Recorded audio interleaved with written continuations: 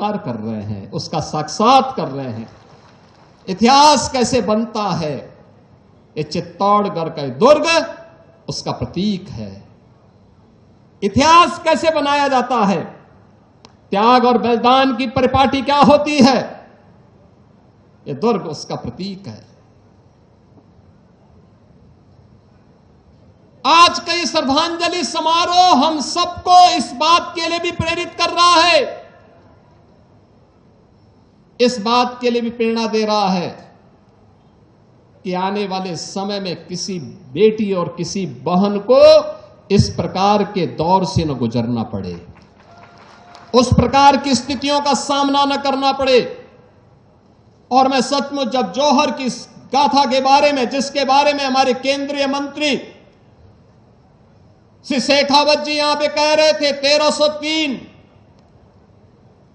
1535 और 1568 में जो तीन बड़े जौहर यहां पर देखने को मिले हैं, भारत का इतिहास जिन वीरांगनाओं के इस जौहर से भरा पड़ा है। ऐसा नहीं कि यहां का वीर न लड़ रहा हो, वह लड़ रहा था, लेकिन जब महाराणा रत्न सिंह को धोखे के साथ वे वीर गति को प्राप्त हुए अलाउद्दीन खिलजी के धोखे से, क्योंकि शत्रु हमेशा धोखे से ही हमारे वीरों का मुकाबला कर पाया था। आमने सामने की लड़ाई में वे कहीं नहीं टिकते थे, कहीं नहीं टिकते थे।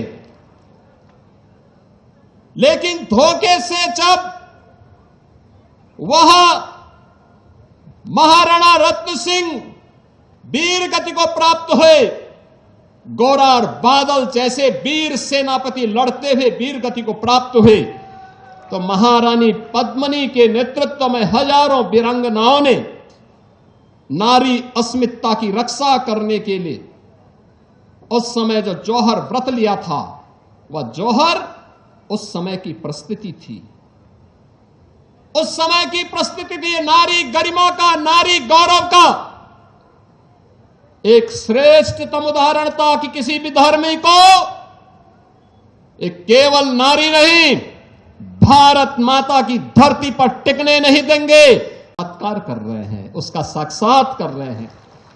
इतिहास कैसे बनता है, ये चित्तौड़गढ़ का दुर्ग उसका प्रतीक है।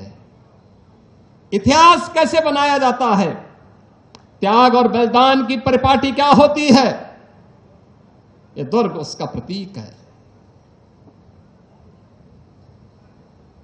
आज का ये श्रद्धांजलि समारोह हम सबको इस बात के लिए भी प्रेरित कर रहा है, इस बात के लिए भी प्रेरणा दे रहा है कि आने वाले समय में किसी बेटी और किसी बहन को इस प्रकार के दौर से न गुजरना पड़े, उस प्रकार की स्थितियों का सामना न करना पड़े। और मैं सचमुच जब जौहर की गाथा के बारे में, जिसके बारे में हमारे केंद्रीय मंत्री श्री शेखावत जी यहां पे कह रहे थे 1303, 1535 और 1568 में जो तीन बड़े जौहर यहां पर देखने को मिले हैं, भारत का इतिहास जिन वीरांगनाओं के इस जौहर से भरा पड़ा है। ऐसा नहीं कि यहां का वीर न लड़ रहा हो, वह लड़ रहा था, लेकिन जब महाराणा रत्न सिंह को धोखे के साथ वे वीर गति को प्राप्त हुए अलाउद्दीन खिलजी के धोखे से, क्योंकि शत्रु हमेशा धोखे से ही हमारे वीरों का मुकाबला कर पाया था। आमने सामने की लड़ाई में वे कहीं नहीं टिकते थे,